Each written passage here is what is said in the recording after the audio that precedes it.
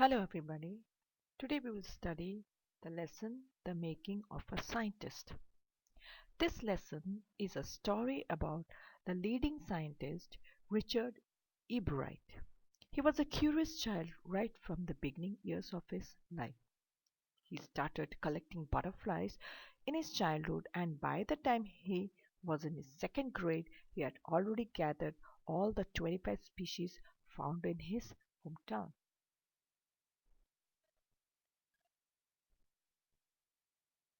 Ebright began his journey by collecting butterflies, but his research on utility of gold spots on pupa of monarch butterflies led him to become a very famous scientist. Ebright participated in many science exhibitions, but winning an award for the sake of winning was never his intention and goal. He participated in other exhibitions, but he continued his pursuit of finding more and more. This lesson is about a famous scientist, Richard H. Ebright. When he was very young, his father died, and so he was left alone with his mother. He did not have too many friends around, and he went out very less. He is noted for his work on cell and reading of DNA. Richard's mother was the most encouraging point in his life. She supported him in all his dreams. She took him to various places to fulfill his dreams, to understand science, understand things around. She was a constant support and companion for Richard. Dr. Frederick E. Uqua is a prominent scientist. He did his research on monarch butterflies. He provided valuable guidance to Richard for his project. It was Dr. Frederick under whom Richard brightened up. Richard A. Weher. He is Richard's social studies teacher. He helped Richard become a good debater and public speaker. Obviously, when you have to present your point, when you have to present your theories, you have to be very expressive. And this was taught by his social studies teacher, James R. Wong. He is a fellow scholar who worked with him on a project. We don't know much about James R. Wong with him, but he was a constant support for Richard. At various experiments, he constantly supported Richard and guided him.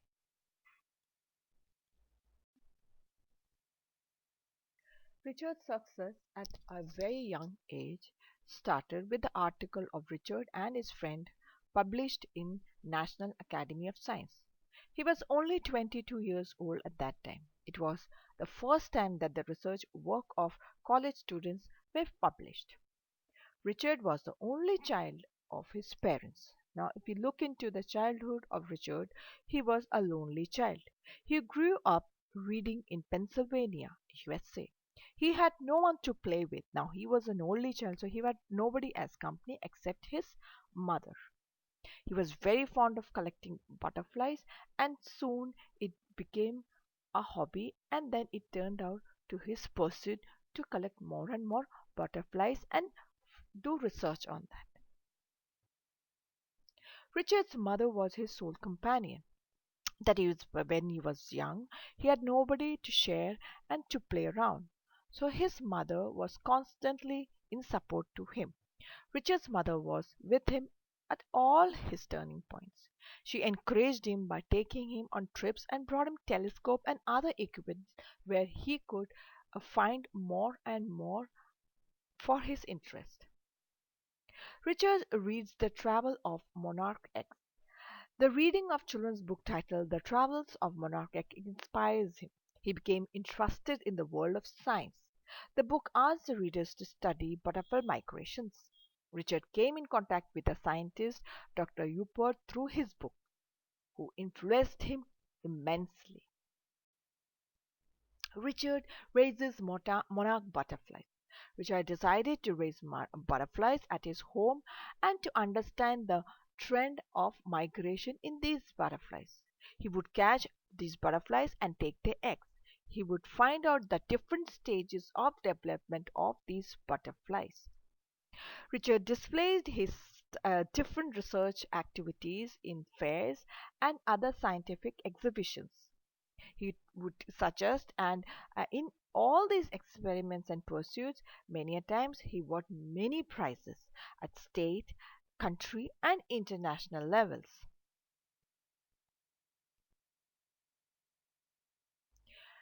Richard tried to find the cause of viral fever that killed thousands of monarch butterflies.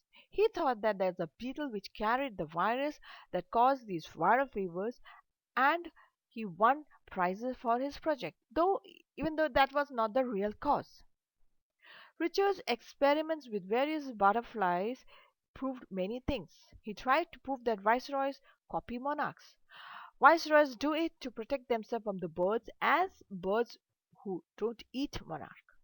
The project won the prize in the zoological divisions and all third prize in the country science fair. Apart from these, his many experiments won him many prizes. Richard's discovery of a hormone. Richard was curious to know the reason behind 12 gold spots on monarch pupa. He and his friends built a device to prove that the spots was producing a hormone necessary for its full development. The project got him his first prize in the country fair. He also entered the International Science and Engineering Fair. He got third prize for the zoology in his fair. Richard grew cells from the wings of monarch butterflies. He further proved that cells grow into scales of wings only when they are injected with hormones from the gold spots. He carried on his work at Army Laboratory and Laboratory of U.S. Department of Agriculture. From his freshman year at Harvard, he returned to the laboratory of the Department of Agriculture to identify the chemical structure of hormone. He gave him new idea and new pursuit to his life. Now, not only Richard was just eccentric with butterflies, he also carried his study on cells and DNA. Research on the hormone gave him an idea. He believed that science could tell how cells read their DNA. He, along with his college roommate John R. Wong, worked on the idea. Then he wrote a paper explaining their theory. Richard graduated with second position in the class of 1,510 students. He became a graduate student researcher. He started experimenting to prove his new theory. His theory may create new ways to prevent some types of cancer and other sorted out diseases. Richard was an all-rounder. He was not just a scientist. He is a good debater and a public speaker, obviously. If you want to prove your point, you have to put your point in a very convincing way. He is also a photographer and outdoors person. His social studies teacher praised him for his work to work hard to his best and win. Richard has all the qualities that make him a true scientist. He was curious and a first-rate mind. He wants to win for the right reason. Now, this is very correct. In his childhood days also, he was very curious to find out things around him. He studied about the things around him. And that was one reason where he inclined his imagination for butterflies. He did a lot of research on butterflies, though he was alone, but that did not stop him. He continued to work hard. Let's understand the chronological order of this lesson.